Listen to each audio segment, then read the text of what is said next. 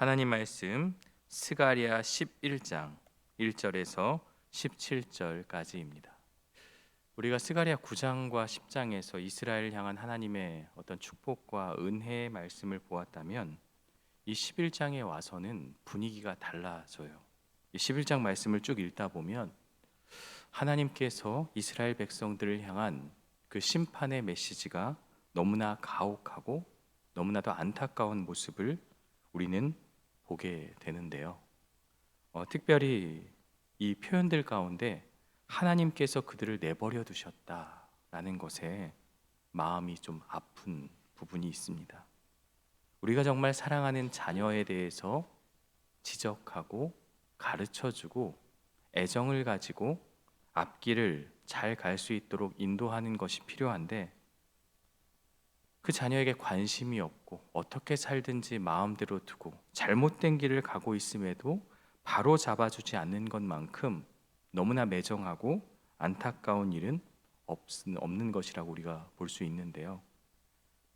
그렇다면 하나님께서 불의하시냐라고 말할 수는 없는 거예요. 왜냐하면 그들에게 충분한 기회를 주었고 돌아오라고 말씀하였고, 그러나 그들이 여전히 돌아오지 못하는 죄악 가운데 있는 포로기에 돌아와서 놀라운 하나님의 은혜를 체험했음에도 불구하고 예수 그리스도가 장차 오시고 또 그의 사역 가운데서도 여전히 이스라엘은 배척하고 말씀 위에 서지 못하는 그 모습들까지 바라보면 이들이 하나님의 마음을 너무나도 아프게 했다라는 것을 우리는 알게 되어집니다. 먼저 1절의 말씀을 보면요, 레바노나 내 문을 열고 불이 내 백향목을 사르게 하라. 레바노나라는 말로 시작하지만 원문은 문을 열어라 라는 말로 시작해요. 이 문을 열라, 이 명령이죠. 심판의 분위기를 보여주고 있어요. 심판이 임했으니 너는 그것을 받아들여라. 그런데 그 심판의 대상이 레바논의 백향목을 말하는데요, 이 백향목이라고 하는 것은 이스라엘의 성전, 궁전을 지을 때 쓰였던 목재입니다. 이 백향목이 무엇을 상징하냐면 이스라엘의 지도자들, 그들의 번영, 그들의 풍요를 상징하는데, 이 모든 것들이 불에 타버린다는 것은 이스라엘의 지도자들, 그들이 멸망할 것이다. 바른 길로 목자를 인도해야 함에도 그렇게 하지 못한 지도자들을 향한 하나님의 심판이죠. 이스라엘 백성들이 잘못했지만 그들이 잘못된 길을 가게 된 이유 중에 하나는 백성들을 향한 지도자들의 잘못된 모습 때문에 스가랴 선지자를 통해서 강하게 심판하고 있다라는 것을 말씀하고 있어요. 거짓된 목자들의 잘못된 모습. 이스라엘의 지도자가 누구입니까? 제사장과 왕과 선지자들을 뜻하죠.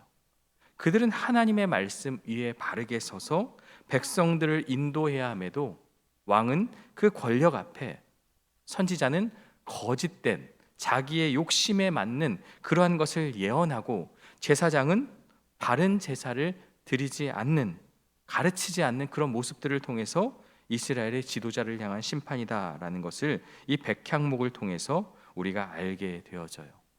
2절을 보면요, 잣나무, 백향목, 나무들이 다 쓰러지고 상수리 나무들이 곡을 할 것이다. 역시 원문을 보면 나무들이 먼저 나오는 게 아니라 곡할지어다, 통곡할 것이다, 애곡할 것이다, 슬퍼할 것이다 라는 명령이 먼저 시작돼요. 이스라엘의 자부심이었던 백향목과 잣나무와 상수리 나무가 쓰러진다는 것은요, 지도자들의 몰락과 나라의 황폐함을 나타내고 있어요. 이러한 나무들은요, 이스라엘의 자랑이었어요. 그들의 풍요를 상징하는 거였어요. 하지만 하나님의 심판 앞에 그 모든 것들이 아무런 의미가 없다, 소용이 없다라는 것을 분명하게 말씀해 주고 있어요. 3절에 보니까 목자들의 곡하는 소리가 나며 그들의 영화로운 것이 쓰러졌음이로다. 1절과 2절에서는 나무를 통해서 상징으로 얘기했다면 3절에 와서는 분명하게 말씀하시죠. 목자들의 곡하는 소리가 나며 그들의 영화로운 것이 쓰러졌다.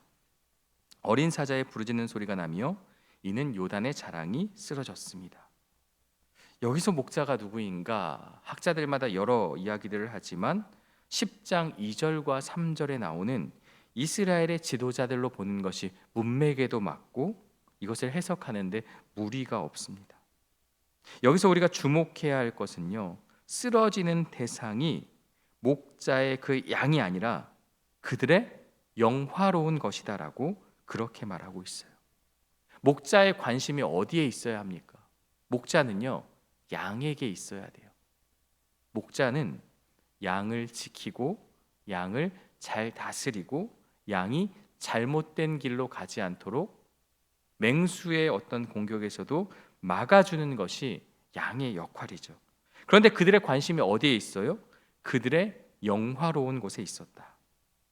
양의 관심이 있는 게 아니라 자신들의 영광, 자신들의 어떤 쾌락, 자신들의 어떤 가치가 어떤 부와 명예와 목자는 뒤로 하고, 양은 뒤로 하고 그 목자들은 자기 자신의 영광을 위해서 그렇게 살아가고 있었다라는 것을 알 수 있어요. 여기 어린 사자는 이제 젊은 사자를 말하는데 에스겔 19장에 보면 이제 지도자에 또 역시 비유하거든요. 그래서 이 사자 역시도 목자, 그러니까 이스라엘 지도자를 상징한다라고 우리가 생각해 볼 수 있습니다. 이들이 슬피 우는데 요단강 유역의 풍요로운 땅마저, 요단의 자랑이 쓰러졌다, 황폐해질 것을 보여주고 있습니다.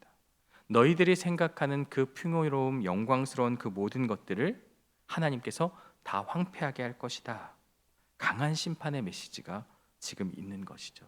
목자가 목자로서 지도자가 그 역할을 감당하지 못했을 때 하나님의 심판이 임한다라는 것을 분명히 보여주고 있습니다.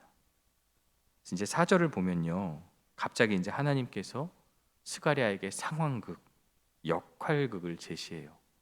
이러한 모습들은요, 이제 선지서에서 종종 나오는 그러한 모습 가운데 하나입니다. 왜냐하면 선지자는 그 시대를 대변하는 그러한 사람이기 때문에 그 선지자의 그 상황극을 통해서 이스라엘의 모습을 더 적나라하게 보여주는 그런 역할, 시각적으로 그런 걸 보여주는 거죠. 4절 말씀을 볼까요? 여호와 나의 하나님이 이르시되 너는 잡혀 죽을 양떼를 먹이라. 아니, 먹일 대상이 잡혀 죽을 양떼라고 하면 조금 이해가 되지 않죠. 이 말은 이스라엘에 참된 지도자가 없어서 이들이 곧 잡혀 죽을 상황에 놓여 있다, 절박한 상황에 놓여 있다, 그것을 상징하는 거죠. 그러니까 그런 이스라엘 백성들을 향해서 먹이라라고 지금 스가랴가 말하고 있죠. 이 말은 말씀을 통해서 어찌 보면 책망과 저주와 어떤 그런 심판의 메시지가 담겨 있지만 우리가 생각해야 될 것은 하나님의 심판은요, 반대로 생각해 보면 하나님의 사랑이다라는 거. 사랑하기 때문에 질책하고 사랑하기 때문에 회초리를 들고 사랑하기 때문에 돌아오길 바라는 마음으로 기대감을 가지고 그들에게 말씀으로 가르쳐주고 있는 거예요. 비록 그 내용이 너무나 아프고 힘들지만 하나님의 애정과 사랑이라는 것을 우리는 한 번 더 생각해 볼 수 있는 거죠. 5절이요, 사들인 자들은 그들을 잡아도 죄가 없다 하고 판자들은 말하기를 내가 부요하게 되었은즉 여호와께 찬송하리라 하고 그들의 목자들은 그들을 불쌍히 여기지 아니하는도다. 이스라엘의 지도자들의 모습인데요, 양을 샀으면 어때요? 잘 먹여야죠, 잘 키워야죠, 잘 이끌어야죠. 근데 무슨 짓을 해요? 그들을 잡아도, 그들을 죽여도, 잡아먹는 목자, 판자들, 잡아먹는 자들, 양을 기르지 않고 그런 자들이 그렇게 해놓고 죄가 없다, 그런 얘기를 하고 있는 거예요. 판자들은 팔면 뭐예요? 돈이 생기겠죠. 그걸 자기 주머니에 챙기면서 내가 부요하게 되었다, 하나님이 그 양을 먹이라고 했는데 그 양을 먹이지 않고 팔아버린 다음에 내가 돈을 챙겼으니 나는 부요하게 되었다, 여호와께 찬송하리라. 찬송한다는 것은요, 뭔가 감사의 제사를 드리는 거죠. 그들이 판 돈을 가지고 하나님 내가 열심을 다해서 이렇게 했습니다라고 하나님께 그것을 바친다면 정말 하나님이 그것을 받겠느냐, 그런 의미까지 담겨 있는 거죠. 내가 내 양떼를 먹이라고 했는데 다 팔아먹고 나서 그래 놓고서는 하나님께 영광 돌리며 그 물질을 가지고 하나님을 기쁘시게 한다고 여기면 그것이 과연 잘된 일인가? 그들의 잘못된 모습을 꼬집어서 이야기하고 있는 거죠. 그들의 목자들은 그들을 불쌍히 여기지 않는다. 여러분, 목자의 마음에는요, 긍휼과 자비가 있어야 돼요. 긍휼의 마음과 자비가 없으면 목자의 자격이 없는 거예요. 그러나 불쌍히 여기는 마음이 없으니 팔아먹기도 하고 그리고 잡아먹기도 하고 그저 그 양들을 바르게 인도하지 않고 방치하는 것, 바로 이들은 백성들을 팔아서 부유해졌음에도 불구하고 오히려 그것을 통해서 하나님께 감사하는 위선적인 이중적인 태도를 보이고요, 오히려 양을 착취하는 사꾼 목자들의 모습이었다는 것을 꼬집어서 이야기하고 있어요. 불의한 이익에 대해서 하나님께 감사하는 것은요, 하나님을 모독하는 행위입니다. 하나님의 뜻을 모르는 자들은 이 불의를 행한 다음에 그 이익을 가지고 하나님께 감사의 제물을 바치지만 그것은 진정한 의미의 감사가 아니다라는 것을 우리에게 말하고 있어요. 6절에 보니까 여호와가 말하노라 내가 다시는 이 땅 주민을 불쌍히 여기지 아니하고 그 사람들을 각각 그 이웃의 손과 임금의 손에 넘기리니 그들이 이 땅을 칠지라도 내가 그들의 손에서 건져내지 아니하시리라 하시기로. 여호와가 말한다라는 것은요, 이것이 하나님의 말씀임을 강조합니다. 하나님은 더 이상 이 땅 주민을 불쌍히 여기지 않겠다고 선포합니다. 너희들은 불쌍하지 않다. 그러면서 그들을 서로의 손과 이방 나라에 넘겨 심판을 받게 할 것이다. 어떤 고통 속에서도 구해주지 않으실 것이라고 경고합니다. 여러분, 이 6절의 말씀이 굉장히 무서운 말씀이에요. 내버려 두심, 그의 마음이 상실한 대로 두는 하나님의 어떤 그 유기와도 같은 심판의 메시지입니다. 너희가 고통 가운데 있어도 불쌍히 여기지 않겠다. 오히려 이방 나라에 넘기겠다. 건져내지 않겠다라는 것. 하나님이 함께하지 않겠다. 상관하지 않겠다. 더는 내 백성이 아니다. 왜요?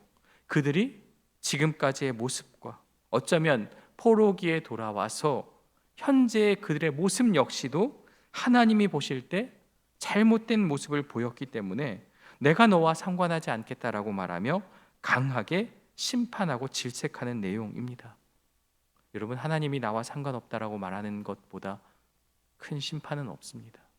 하나님이 내 삶에 있어서 때로는 채찍을 가하고 어려움과 고난을 주기도 하고 또한 여러 가지 메시지를 주시지만 가장 큰 심판은 하나님께서 나 너와 상관이 없다라고 말하는 거예요. 부모와 자식 간에 부모가 그 자녀를 나는 모른다라고 말하는 것처럼 어쩌면 이 말씀이 가장 큰 심판의 내용이다라고 볼 수 있습니다. 7절에 보면 내가 잡혀 죽을 양떼를 먹이니 참으로 가련한 양들이라. 스가랴는 하나님의 명령에 따라 목자의 역할을 수행하죠.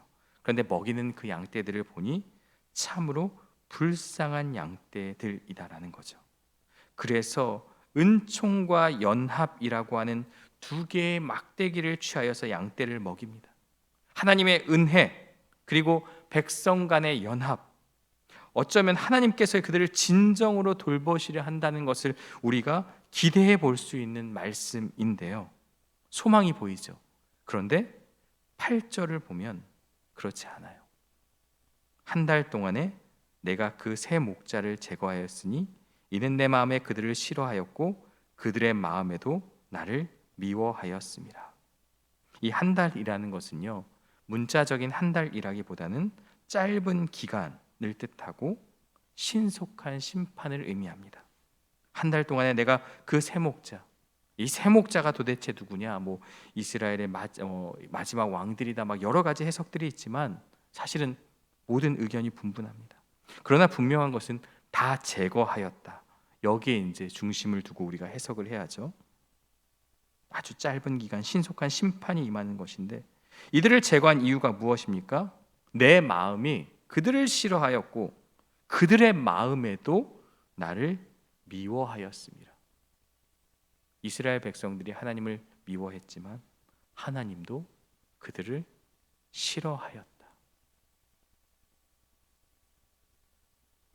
하나님의 마음이, 아픔을 우리는 이 말씀을 통해서 볼 수 있습니다. 9절에 보니까 내가 이르되 내가 너희를 먹이지 아니하리라.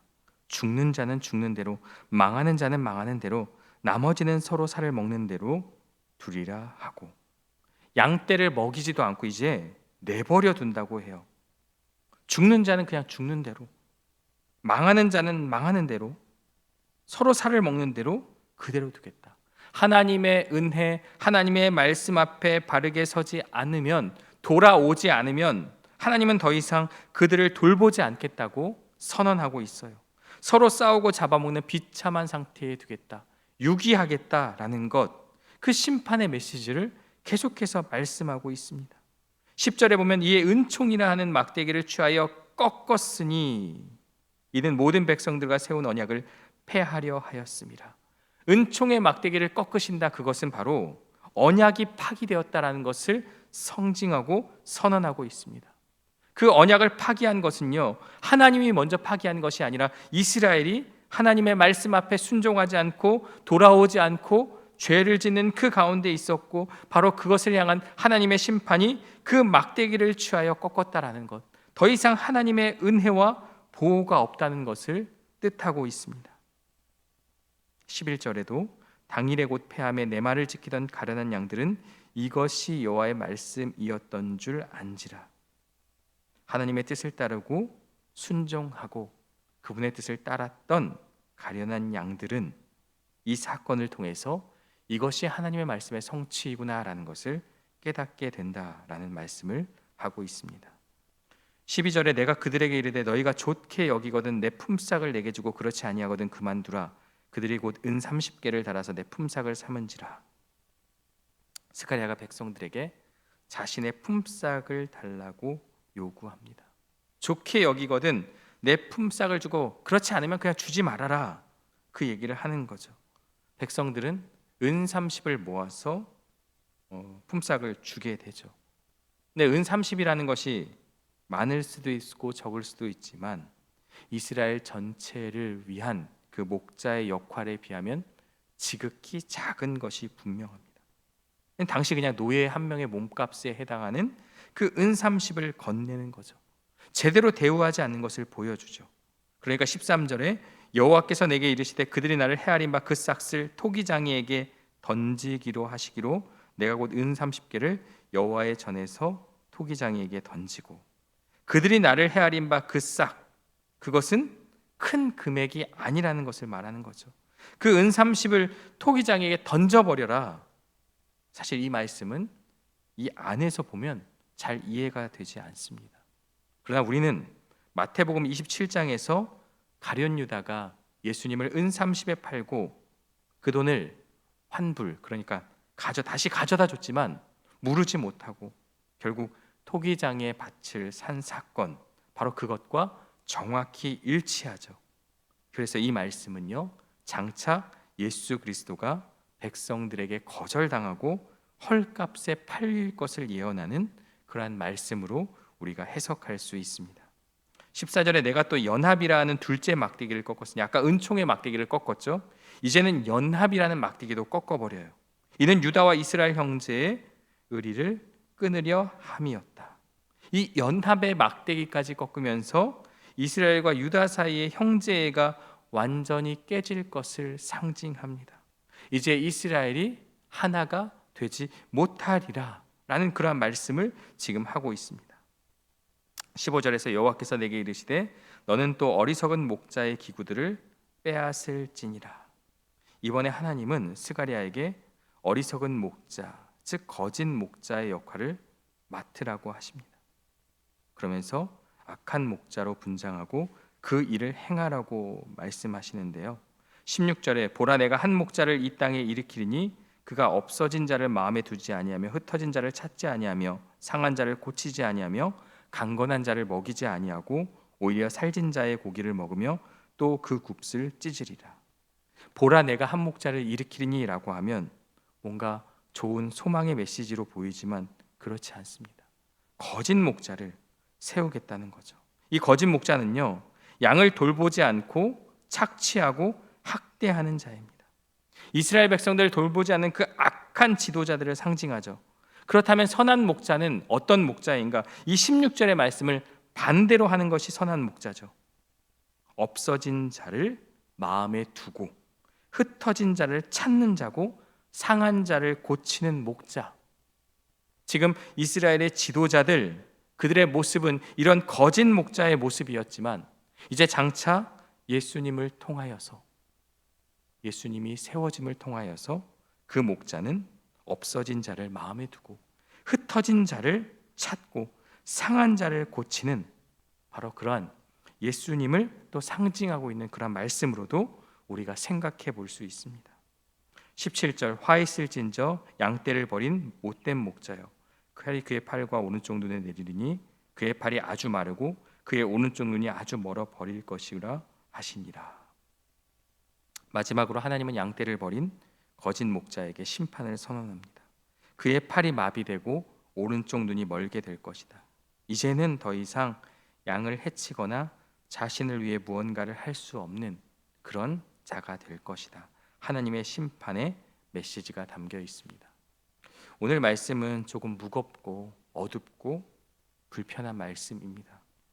악한 목자들에게 내린 심판이지만 또한 이 잘못된 자들을 따르며 하나님을 거부한 백성들을 향한 심판의 메시지입니다. 그러나 이 메시지 가운데 우리는 소망을 발견합니다. 하나님께서 강하게 심판하시고 그들을 책망하셨지만 예수님에 대한 이야기가 담겨 있고, 그리고 다시 하나님께 돌아올 것을 기대하는 하나님의 마음을 우리는 말씀을 통해서 보게 되어집니다. 결국 무엇을 이야기하느냐? 너희들의 방향성, 정말 너희가 무엇을 바라보고 살아야 하는가? 그동안은 세상의 영광과 세상의 욕망과 욕심에 사로잡힌 이스라엘 백성들을 향해 이제는 하나님께 돌아오는데 말로만 돌아오는 것이 아니라 너희들의 삶에 있어서 하나하나가 변해야 하는데 결국 그것은 하나님을 향한 방향의 전환으로서 이루어지는 것이다 라는 것. 그리고 하나님의 마음을 알아야 한다. 사랑하니까 내가 분노하고 질책하는 것이다. 그 하나님의 마음을 알면 너희가 돌아올 수 있지 않겠느냐라는 하나님의 위로와 또 하나님의 경고와 하나님의 그 사랑의 메시지가 이 말씀 가운데 담겨 있습니다. 그렇다면 이스라엘이 오늘 우리는 무엇을 선택해야 하겠습니까? 옳은 길을 선택하는 것이 필요합니다. 하나님의 인도하심을 따라가는 것이 오늘 우리에게 필요한 것입니다. 하나님께서 우리를 내버려 두시겠다고 말하는 그러한 무서운 말씀 가운데 우리가 한번 생각해 보는 것이죠. 하나님께서 우리를 너무나도 사랑하시지만 우리가 자꾸만 잘못된 길로 가면 결국 이렇게 강한 메시지를 통해서 이스라엘 향해서 심판하시는 것처럼 우리가 하나님과 아무런 상관이 없는 자로 살아가는 것이 아니라 옳은 길을 선택하며 하나님의 인도하심을 따라가는 삶, 바로 그것을 오늘 우리에게 말씀하고 있습니다. 심판과 또한 강한 하나님의 질책의 메시지이지만 오늘 우리의 삶을 돌아보며 오늘 우리는 하나님의 말씀에 비추어 바른 길을 가고 있는가, 혹은 내 욕심에 따라 살아가고 있지 않는가라는 것을 기억하며 또한 우리가 그 하나님의 말씀을 기대하고 그 말씀을 받았다면 혹시라도 내가 속한 공동체에서 잘못된 길을 가는 사람들에게 또 바른 길을 인도하는 그러한 모습으로서 살아가는 저와 여러분들 되시기를 주님의 이름으로 축원합니다. 함께 기도하겠습니다. 사랑과 은혜의 하나님, 오늘 스가랴 11장의 말씀을 통해서 잘못된 이스라엘의 모습, 그 지도자들의 모습을 우리는 마주하게 됩니다. 그들이 바른 목양을 하지 않고 양떼들을 내버려 두고 또 양떼들을 팔아먹고 양떼들을 잡아먹는 그 모습을 통해 이스라엘의 현실과 이스라엘의 잘못된 모습을 우리는 말씀을 통해 보았습니다. 결국 그들이 하나님께 돌아오야 함에도 심판을 통해서 하나님의 메시지를 들었음에도 불구하고 올바른 방향으로 가지 않고 죄악의 길로 나아갔던 그들의 모습을 하나님, 우리는 반면교사 삼아 목자의 심정, 하나님의 마음을 우리는 깨닫고 하나님께로 돌아오는, 하나님께로 방향을 선회하는 우리들의 삶의 변화가 있을 수 있도록 인도하여 주옵소서.